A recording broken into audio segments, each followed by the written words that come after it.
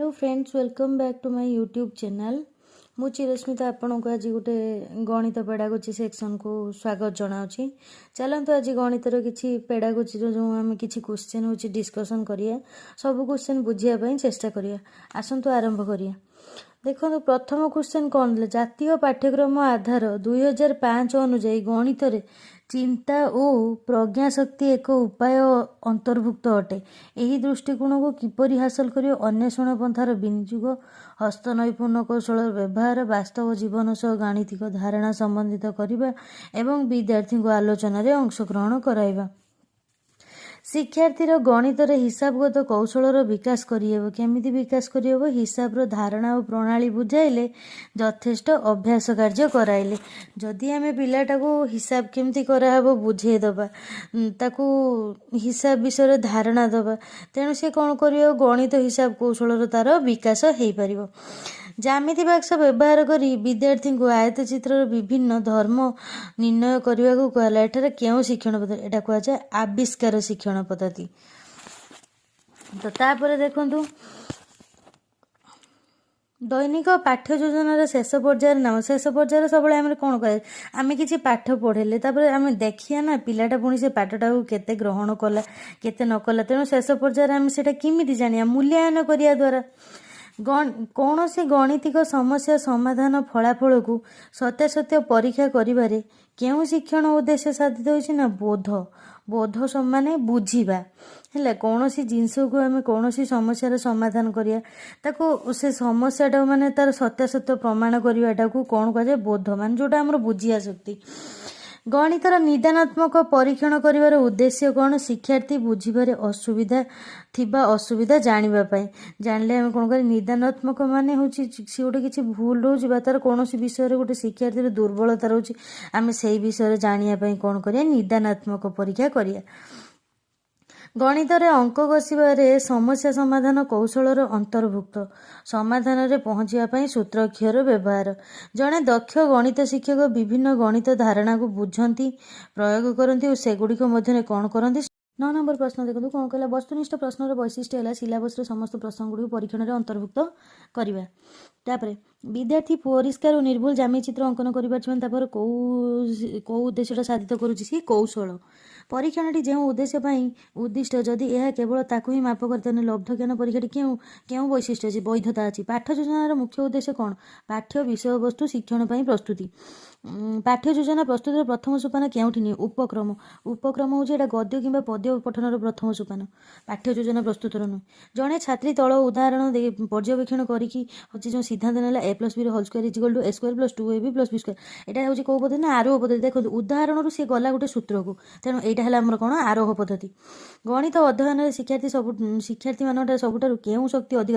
देखो तर्क शक्ति भी थाए, समस्या समाधान शक्ति थाए, किंतु सबुठु जदि आमे देखिबा तांकर माने केउं शक्ति अधिक विकसित, सेटा है चिंतन शक्ति। जीवन केउं क्षेत्र में गणितर सर्वाधिक प्रयोग होता है? आर्थिक, पारिवारिक, सांस्कृतिक तीनटा जाक क्षेत्र में आमे गणितर प्रयोग करथांती। तापर देखंतु केउं पद्धति रे अर्जित ज्ञान स्थायी अटे? अवरोह पद्धति रे अर्जित ज्ञान स्थायी होई न थाए। काहे ना देखंतु आरोह पद्धति रे आमे कोन करंती, गोटे जिंस मूलरू आमे शिखी जांती ऊपर को चढ़ी चढ़ी, किंतु अवरोह रे कोन हुए ना, आमे सीधा सूत्र को होची मने रखी सीधा सूत्र रु आमे प्रश्न को आसंती। तेणु एटा कोन? स्थायी होई न थाए। गणित शिक्षण रे प्राप्त उद्देश्य होची ज्ञान प्रयोग बुझिबा। तीनटा जाक होची गणित शिक्षण रे उद्देश्य। एटा गोटे माने इंपोर्टेंट क्वेश्चन हेई परिबो। मूल्यांकन उपयोगिता कौन? शिक्षार्थी शिक्षण शिक्षा शिक्षादान कार्य उन्नति जानापी हूँ मूल्यांकन उपयोगिता एति। गणित विषय अभ्यास कार्य होची अत्यंत महत्वपूर्ण। कहीं पिलाटी अभ्यास सीना कले गणितटा से कर जदि आम दिने गणित बुझेदवा तापर से अभ्यास करें सेमती तो सी भूली जीव ना। तेणु गणित अभ्यास कार्य सबुठार महत्वपूर्ण। गणित पाठ्यक्रम स्थान दिया मुख्य कारण कौन? कारण गणित एक यथार्थ विज्ञान। गणित तार्किक दृष्टिकोण उत्पत्ति करें। गणित जीवन प्रत्येक समय सहित घनिष्ठ संपर्क। गणित आमर विज्ञान हो, सामाजिक हो, इतिहास, भूगोल सबुपाई आमर गणित दरकार। कौन सी नूतन प्रश्नर समाधान पर केउं पद्धति सबुठार उपयुक्त? विश्लेषण। विश्लेषण कहीं उपयुक्त सामान? कारण विश्लेषण में आम कौन करती ना, जिनटा गोटे समस्या है ताको आम भांगी भांगी समाधान करिया। तेणु विश्लेषण पद्धतिटा सबुठु होची नूतन प्रश्न समाधान पर उपयुक्त। शिक्षक शिक्षार्थी को प्रश्न पचारिबा समय शिक्षार्थी ग्रहण में छिड़ा हे, बड़ पाटे कथा कहे, विभिन्न प्रकार नियम अनुसरण कर सबुगुड़ा। मूल्यांकन होची एक प्रक्रिया केउं मान माप उद्दिष्ट? गुणात्मक, परिमाणात्मक, दुईटा जाक मापिया मूल्यांकन उद्दिष्ट। प्रारंभिक ପ୍ରଶ୍ନ ଗୁଡ଼ିକ ପିଲାଙ୍କୁ ପଚରାଯାଏ କେତେବେଳେ? ପାଠପଢ଼ା ଆରମ୍ଭରେ ଆମେ ପିଲାଙ୍କୁ ବିଷୟ ଭିତରକୁ ନେବା ପାଇଁ ଆମେ କିଛି ପ୍ରାରମ୍ଭିକ ପ୍ରଶ୍ନ ପଚାରିଥାଉ। ପିଲାମାନଙ୍କୁ ତୁଳନାତ୍ମକ ପ୍ରଶ୍ନ ପଚରାଯାଇପାରିବ ପାଠପଢ଼ା କେତେବେଳେ? ଶେଷରେ। ନିମ୍ନରେ କେଉଁ ପଦ୍ଧତିରେ ବୈଜ୍ଞାନିକ ପଦ୍ଧତି ଉପରେ ଆଧାରିତ? ପ୍ରକଳ୍ପଟା ହେଲା ବୈଜ୍ଞାନିକ ପଦ୍ଧତିରେ ଆଧାରିତ। ଶିକ୍ଷାର୍ଥୀମାନେ ବିଭିନ୍ନ ଗାଣିତିକ କାର୍ଯ୍ୟରେ ଦକ୍ଷତା ହାସଲ କରିବା ଗଣିତ ଶିକ୍ଷଣର କେଉଁ ଉଦ୍ଦେଶ୍ୟ? ଏଟା ହେଲା କ୍ରିୟାତ୍ମକ ଉଦ୍ଦେଶ୍ୟ। ଗଣିତର ଅଧିକାଂଶ କ୍ଷେତ୍ରରେ ସମସ୍ୟା ସମାଧାନ କରିବା ପାଇଁ କେଉଁ ପଦ୍ଧତି ପ୍ରୟୋଗ କରାଯାଏ? ଅବରୋହ ପଦ୍ଧତି। କେଉଁ ଗାଣିତିକ ପଦ୍ଧତିରେ ସମୟ ସାପେକ୍ଷ ଓ ମାନସିକ କ୍ରାନ୍ତି ସୃଷ୍ଟି କରେ? ଆରୋହ ପଦ୍ଧତିଟା ଟିକେ ସମୟ ସାପେକ୍ଷ, କାହିଁକିନା ଆମେ ଗୋଟେ କ'ଣ ଆମେ ଏକ୍ଜାମ୍ପଲରୁ ଆମେ ଯାଆନ୍ତି ସୂତ୍ରକୁ, ତେଣୁ ଆରୋହ ପଦ୍ଧତିଟା ଟିକେ ସମୟ ସାପେକ୍ଷ। କେଉଁ ଗଣିତିକ ପଦ୍ଧତିରେ ପ୍ରମାଣ ଅପେକ୍ଷା ପ୍ରମାଣର ଧାରା ଆବିଷ୍କୃତ ହୋଇଥାଏ? ନା ବିଶ୍ଳେଷଣ ପଦ୍ଧତିରେ। କେଉଁ ଗାଣିତିକ ପଦ୍ଧତି ସଂକ୍ଷିପ୍ତ, ଶୃଙ୍ଖଳ ଓ ସହଜ? ସେଇଟା ହେଲା ଅବରୋହ ପଦ୍ଧତି, ସଂକ୍ଷିପ୍ତ, ଶୃଙ୍ଖଳ ଓ ସହଜ। ଏଟା ବି ଗୋଟେ ଇମ୍ପୋର୍ଟାଣ୍ଟ କ୍ୱେଶ୍ଚିନ୍। ପ୍ରକଳ୍ପ ପଦ୍ଧତି କେଉଁ ଶିକ୍ଷାବିତ୍ଙ୍କ ବାସ୍ତବବାଦିତା ଉପରେ ପର୍ଯ୍ୟବେସିତ? ନା ଜନ୍ ଡ୍ୟୁ। ଏଟା ମନେ ରଖିବା ନିହାତି। ପ୍ରକଳ୍ପ ପଦ୍ଧତି କେଉଁ ଶିକ୍ଷାବିତ୍ଙ୍କ ବାସ୍ତବବାଦିତା ଉପରେ ପର୍ଯ୍ୟବେସିତ। ବ୍ଲୁ ପ୍ରିଣ୍ଟ କେଉଁଠି ପାଇଁ ପ୍ରସ୍ତୁତ କରାଯାଏ? ନା ପ୍ରଶ୍ନପତ୍ର ପ୍ରସ୍ତୁତି ପାଇଁ ବ୍ଲୁ ପ୍ରିଣ୍ଟଟା ପ୍ରସ୍ତୁତ କରାଯାଏ। କେଉଁଠି ବସ୍ତୁନିଷ୍ଠ ପ୍ରକାରର ପ୍ରଶ୍ନ ନୁହେଁ? ସଂକ୍ଷିପ୍ତ ଉତ୍ତରମୂଳକ ହେଲା ବସ୍ତୁନିଷ୍ଠ ପ୍ରଶ୍ନ। ବସ୍ତୁନିଷ୍ଠ ମାନେ ଆମର କ'ଣ ସେଟା ବହୁବିକଳ, 4ଟା ଅପସନରୁ ଆମେ ଗୋଟେ ଅପସନ ବାଛିବା, ଟ୍ରୁ ଫଲ୍ସ ବାଛିବା କିମ୍ବା ଡ୍ୟାସ୍ ପୂରଣ କରିବା, ଏଗୁଡ଼ାକ ହେଲା ବସ୍ତୁନିଷ୍ଠ ପ୍ରକାରର ପ୍ରଶ୍ନ। କିନ୍ତୁ ସଂକ୍ଷିପ୍ତ ଉତ୍ତରମୂଳକରେ ଏଟା ଗୋଟେ ନିର୍ଦ୍ଦିଷ୍ଟ ମାନେ ଆମେ ସୀମା ଭିତରେ ଉତ୍ତର ତାକୁ ଦେବା। ଭଗବାନ ବିଶ୍ୱକୁ ଯେଉଁ ଭାଷାରେ ଲେଖିଛନ୍ତି ତାହା ଗଣିତ। ଏହା କିଏ କହିଥିଲେ? ଗାଲିଲିଓ କହିଥିଲେ। ଏଇଟା ବହୁତ ଇମ୍ପୋର୍ଟାଣ୍ଟ କ୍ୱେଶ୍ଚନ୍, ମନେ ରଖିବେ। ତାହାକୁ ବିଜ୍ଞାନ ଜଗତର ରାଣୀ କୁହାଯାଏ, ଗଣିତକୁ। ବସ୍ତୁନିଷ୍ଠ ପ୍ରଶ୍ନଗୁଡ଼ିକରେ କ'ଣ ଥାଏ? ବସ୍ତୁନିଷ୍ଠ ପ୍ରଶ୍ନଗୁଡ଼ିକ ବିଶ୍ୱାସ ଯୋଗ୍ୟତା, ବିଧି ସିଦ୍ଧତା, ବ୍ୟବହାର ଯୋଗ୍ୟତା ଥାଏ। ଗାଣିତିକ ଜ୍ଞାନ ଓ ଦକ୍ଷତା କେଉଁମାନଙ୍କ ପାଇଁ ଆବଶ୍ୟକ? ଦିନ ମଜୁରିଆ ପାଇଁ, ବ୍ୟବସାୟ ଶିକ୍ଷା, ସମସ୍ତଙ୍କ ପାଇଁ ଗାଣିତିକ ଜ୍ଞାନ। ଆରେ ମଜୁରିଆ ହେଲା ତ ସେ କ'ଣ ହେଲା? ଯଦି ନ ଜାଣିଥିବ ଗଣିତର ଜ୍ଞାନ, ସଂଖ୍ୟା ଚିହ୍ନି ନ ଜାଣିଥିବ, ତାକୁ ତ କେତେ ପଇସା କେତେ ଟଙ୍କା ଦେବେ ତା କାମ ପାଇଁ ତ ସେ ଜାଣିପାରିବନି ନା। ତେଣୁ ଆମ ବ୍ୟବସାୟୀମାନଙ୍କ ପାଇଁ ତ ନିହାତି ଜରୁରୀ ଗଣିତଟା। ତେଣୁ ଏ ସମସ୍ତଙ୍କ ପାଇଁ ଗଣିତଟା ନିହାତି ଜରୁରୀ। କେଉଁଟି ଗଣିତ ଶିକ୍ଷଣର ମୁଖ୍ୟ ପଦ୍ଧତି? ଆରୋହ, ଅବରୋହ, ବିଶ୍ଳେଷଣ, ସଂଶ୍ଳେଷଣ ସବୁ ପଦ୍ଧତି ଗୁଡ଼ାକ ଗଣିତ ପାଇଁ ମୁଖ୍ୟ ପଦ୍ଧତି। ନିମ୍ନତ କେଉଁଟି ଗଣିତ ଶିକ୍ଷଣର ପଦ୍ଧତି ନୁହେଁ? ଅନୁବାଦ ପଦ୍ଧତି। ଅନୁବାଦ ମାନେ ଓଡ଼ିଆ କରିବା, ଏଇଟା ତ ଗଣିତ ଶିକ୍ଷଣର ପଦ୍ଧତି ନୁହେଁ ନା। ସମସ୍ୟା ସମାଧାନ, ହଁ ଏଇଟା ଗୋଟେ ପଦ୍ଧତି ହେବ। ବିଶ୍ଳେଷଣ ତ ପଦ୍ଧତି ହେବ। ଆରୋହ ଆମେ ଚଢ଼ି ଚଢ଼ିକି ଯିବା ଗଣିତର ମାନେ ଏକ୍ଜାମ୍ପଲରୁ ଆମେ ସୂତ୍ର ବାହାର କରିବା, ସେଇଟା ହେଲା ଆରୋହ ପଦ୍ଧତି। ତେଣୁ ଅନୁବାଦ କରିବାଟା ହେଲା ଗଣିତ ଶିକ୍ଷଣର ପଦ୍ଧତି ନୁହଁ।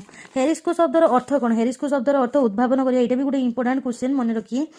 କେଉଁ କାର୍ଯ୍ୟ ଜଣେ ଶିକ୍ଷକ ସହିତ ସମ୍ପର୍କିତ ନୁହେଁ? ଆୟ ବ୍ୟୟର ଅଟକଳ।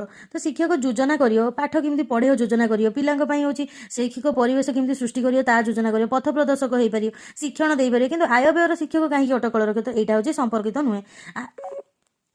ଆଏସା 3ଟି ବିଭିନ୍ନ ପ୍ରକାର ତ୍ରିଭୁଜ ଅଙ୍କନ କରି ଏବଂ ପ୍ରତ୍ୟେକ 3 ବାହୁର ଦୈର୍ଘ୍ୟ ମାପି ସିଦ୍ଧାନ୍ତ ଗ୍ରହଣ କଲା ଯେ ତ୍ରିଭୁଜର ଯେକୌଣସି 2 ବାହୁର ଦୈର୍ଘ୍ୟର ସମଷ୍ଟି ତୃତୀୟ ବାହୁର ଦୈର୍ଘ୍ୟଠାରୁ ବୃହତ୍ତର। ଏହା କେଉଁଟା? ଏଟା ହେଲା ଆରୋହ, କାହିଁକିନା ସେ ପ୍ରଥମେ ତ୍ରିଭୁଜକୁ ଅଙ୍କନ କଲା, ତାପରେ ମାପିଲା ସବୁ ତ୍ରିଭୁଜକୁ, ତାପରେ ଯାଇକି ସେ ଜାଣିଲା ଯେ 2ଟା ବାହୁର ସମଷ୍ଟି ତୃତୀୟ ବାହୁଠାରୁ ବୃହତ୍ତର।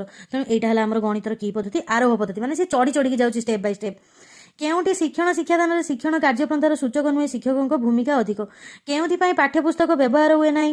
ନା ପାଠ୍ୟ ନିର୍ଘଣ୍ଟ ପ୍ରସ୍ତୁତି ପାଇଁ ପାଠ୍ୟପୁସ୍ତକ ବ୍ୟବହାର ହୁଏ ନାହିଁ। ଏକ ଗାଣିତିକ ସମସ୍ୟାକୁ ଭାଗ ଭାଗ କରି ଏହାର ଅଂଶଗୁଡ଼ିକ ମଧ୍ୟରେ ସମ୍ପର୍କ ସ୍ଥାପନ କରି ସମାଧାନର ପନ୍ଥା ବା ଧାରା ନିର୍ଦ୍ଧାରଣ କରିବାକୁ କ'ଣ କୁହାଯାଏ? ବିଶ୍ଳେଷଣ କୁହାଯାଏ। 48 ନମ୍ବର କ୍ୱେଶ୍ଚନ୍। ଭିନ୍ନ ଭିନ୍ନ କ୍ଷେତ୍ରରେ ପରୀକ୍ଷା କରି ଏକ ସାଧାରଣ ସତ୍ୟରେ ଉପନୀତ ହେବା କେଉଁ ପଦ୍ଧତି? ଆରୋହ ପଦ୍ଧତି। ଷଷ୍ଠ ଓ ସପ୍ତମ ଶ୍ରେଣୀରେ ଥିବା ଜ୍ୟାମିତିକ ପ୍ରମାଣ, ଏଟା କେଉଁ ପ୍ରକାର ପଦ୍ଧତିରେ କରାଯାଏ? ଏଟା ଅବରୋହ ପଦ୍ଧତିରେ କରାଯାଏ। ଏଟା ଟିକେ ମନେ ରଖି ଇମ୍ପୋର୍ଟାଣ୍ଟ କ୍ୱେଶ୍ଚନ୍। ଶିକ୍ଷାଦାନରେ କେଉଁ ସୋପାନ ପାଇଁ ନିର୍ଘଣ୍ଟର? ଏଟା ହେଲା ଉପସ୍ଥାପନ। ଉପସ୍ଥାପନ ଯେଉଁ ଆମେ ପ୍ରେଜେଣ୍ଟ ପକାନ୍ତି ତା ପାଇଁ ଆମକୁ ଅଧିକ ସମୟ ଦିଆଯାଏ। କୌଣସି ଜିନିଷକୁ 4ରୁ 3 ଭାଗ କରି ନିଆଗଲା, ଏଇ ଉକ୍ତିକୁ ସାଙ୍କେତିକ ଭାବରେ ପପ୍ଲୁ ଲେଖିଦେଲା, ତାହେଲେ ଏଥିରୁ କ'ଣ ଜାଣିପାରିଲା? କି କଥା ଉକ୍ତିଟାକୁ ସଂକେତରେ ପ୍ରକାଶ, ମାନେ କଥାଟାକୁ ସେ ଗୋଟେ ସଂକେତରେ ପ୍ରକାଶ କରିପାରିଲା। ଏକ ଗଣିତିକ ସମସ୍ୟାର ସମାଧାନ ଫଳାଫଳ ସତ୍ୟାସତ୍ୟକୁ ଶିକ୍ଷାର୍ଥୀ ପରୀକ୍ଷା କରିବେ, ଏହା କେଉଁ ଶିକ୍ଷଣର ଅନ୍ତର୍ଗତ? ଦକ୍ଷତା। এটা ଟିକେ ইম্পর্টাଣ୍ଟ ଅଛି, ଏଇଟା ବି ଟିକେ ମନେ ରଖିଥିବେ, ଏଇଭଳିଆ କ୍ୱେଶ୍ଚିନ୍ ତ ପଡ଼ୁଛି। ଗ୍ରାଫ ଓ ଚାର୍ଟ ପ୍ରସ୍ତୁତ କରିବାରେ କେଉଁ ଶିକ୍ଷଣ ଉଦ୍ଦେଶ୍ୟ ହାସଲ କରିଛି? ସେ ବି ଦକ୍ଷତା। ଏସ୍ମା ପରିମେୟ ସଂଖ୍ୟାର ସଂଜ୍ଞା ଓ ଧର୍ମ କହିପାରୁଛି, ଏଥିରେ କେଉଁ ଶିକ୍ଷଣ ଉଦ୍ଦେଶ୍ୟ ସାଧିତ ହେଇଛି? ଜ୍ଞାନ। ଅରବିନ୍ ଗାଣିତିକ ସମସ୍ୟା ସମାଧାନ କରିପାରୁଛି, ଏହା କେଉଁ ଶିକ୍ଷଣ ଉଦ୍ଦେଶ୍ୟ ସାଧିତ? ପ୍ରୟୋଗ। ତ ଗାଣିତିକ ସମସ୍ୟା ସମାଧାନ କରିବାଟା ଆମର ପ୍ରୟୋଗ ଉଦ୍ଦେଶ୍ୟ ସାଧିତ ହୋଇଥାଏ। ଗାଣିତିକ ଭାଷା କହିଲେ କ'ଣ ବୁଝ? ନିଜର ଭାବକୁ ଆମେ ସଂକ୍ଷିପ୍ତ ଆଉ ନିର୍ଭୁଲ ଭାବେ ପ୍ରକାଶ କରିବାକୁ ଗାଣିତିକ ଭାଷା କୁହାଯାଏ। ଏଇଟା ବହୁତ ଇମ୍ପୋର୍ଟାଣ୍ଟ। ନିମ୍ନଲିଖିତ ମଧ୍ୟରୁ କେଉଁଟି ଗଣିତର ଏକ ପ୍ରକୃତି? ନିର୍ଦ୍ଦିଷ୍ଟଟା। ଗଣିତର ଗୋଟେ ନିର୍ଦ୍ଦିଷ୍ଟତା ଥାଏ, ସଂକ୍ଷିପ୍ତଟା ଥାଏ, କମ୍ ଥାଏ, ନିର୍ଦ୍ଦିଷ୍ଟ କ୍ରମରେ ବି ଗଣିତ ଥାଏ। ଗଣିତ ଏମିତି ନୁହେଁ ଯେ ନା ଏଠୁ ଗୋଟେ ଆରମ୍ଭ କରିଦେବା ସେଠୁ ଗୋଟେ, ସବୁ କିଛି କ୍ରମରେ ଯାଏ ଗଣିତରେ। ନିମ୍ନଲିଖିତ ମଧ୍ୟରୁ କେଉଁଟି ଶିକ୍ଷଣ ଉଦ୍ଦେଶ୍ୟର ଏକ ପରିସର? କେଉଁଟି? ନା ଜ୍ଞାନଗତ, ଭାବଗତ, କର୍ମଗତ, 3ଟା ଯାକ ଶିକ୍ଷଣ ଉଦ୍ଦେଶ୍ୟର ପରିବେଶ। ଏଇଟା ବି ଗୋଟେ ଇମ୍ପୋର୍ଟାଣ୍ଟ କ୍ୱେଶ୍ଚନ୍। ଶିକ୍ଷଣର ଲକ୍ଷ୍ୟ ଓ ଉଦ୍ଦେଶ୍ୟକୁ କେତୋଟି ସୋପାନ? ନା 3ଟି ସୋପାନରେ ବିଭକ୍ତ କରାଯାଇଛି, ଏଇଟା ବି ମନେ ରଖିଏ। କେଉଁଟି ଗଣିତ ଶିକ୍ଷଣର ଜ୍ଞାନଗତ ଉଦ୍ଦେଶ୍ୟ ନୁହେଁ? ନା ଜ୍ୟାମିତି ଚିତ୍ର ଅଙ୍କନ କରିବା, ଏଟା ଜ୍ଞାନଗତ ଉଦ୍ଦେଶ୍ୟ ନୁହେଁ, ଏଟା ହେଲା ଗୋଟେ କ'ଣ ଆମର ଯେଉଁ କୌଶଳଗତ ଉଦ୍ଦେଶ୍ୟ, ବୁଝିପାରିଲେ କି? କୌଶଳ ଦ୍ୱାରା, ଯେମିତି ଆମେ ଗ୍ରାଫ ଚାର୍ଟଟା ଆମେ ପଢ଼ିଥିଲେ, ଗ୍ରାଫ ଚାର୍ଟଟା ଆମର କି ଉଦ୍ଦେଶ୍ୟ ଥିଲା? ଦକ୍ଷତା ସେମିତି ହେଉଛି ଏଟା ବି ଗୋଟେ ସେରକମ ଦକ୍ଷତା ବା କୌଶଳଗତ ଉଦ୍ଦେଶ୍ୟ ଯେଉଁ ଜ୍ୟାମିତି ଚିତ୍ର ନିମ୍ନଲିଖିତ କେଉଁ କ୍ଷେତ୍ରରେ ଗାଣିତିକ ଜ୍ଞାନର ପ୍ରୟୋଗ ହେଉଛି ଦୈନନ୍ଦିନ ଜୀବନରେ ଗାଣିତିକ ସମସ୍ୟା ସମାଧାନ କରି ବିଭିନ୍ନ ସାମାଜିକ କାର୍ଯ୍ୟରେ ଖର୍ଚ୍ଚ ହିସାବ ମେଟ୍ରିକ ପ୍ରଣାଳୀରେ ଦୈର୍ଘ୍ୟ ଓଜନ ଧାରକତା ଏକ ଏ ସବୁ କ୍ଷେତ୍ରରେ ତ ଆମର ଗଣିତ ହିଁ ମାନେ ପ୍ରୟୋଗ କରାଯାଉଛି। ତ ଆଜିକା ଭିଡ଼ିଓ ଏତିକିରେ ରହିଲି, ଆଜିକା ଭିଡ଼ିଓକୁ ରଖିଲି। ଯଦି ଆପଣଙ୍କୁ ଭିଡ଼ିଓଟି ଭଲ ଲାଗିଛି ଲାଇକ୍ କରନ୍ତୁ, ସେୟାର କରନ୍ତୁ, ସବସ୍କ୍ରାଇବ୍ କରନ୍ତୁ। ଆହୁରି ଏମିତି ଭଲ ଭଲ ଭିଡ଼ିଓ ପାଇବା ପାଇଁ ମୋ ଚ୍ୟାନେଲ୍ ସହିତ ଜଡ଼ିତ ହୋଇ ରୁହନ୍ତୁ। ଧନ୍ୟବାଦ ସାଙ୍ଗମାନେ।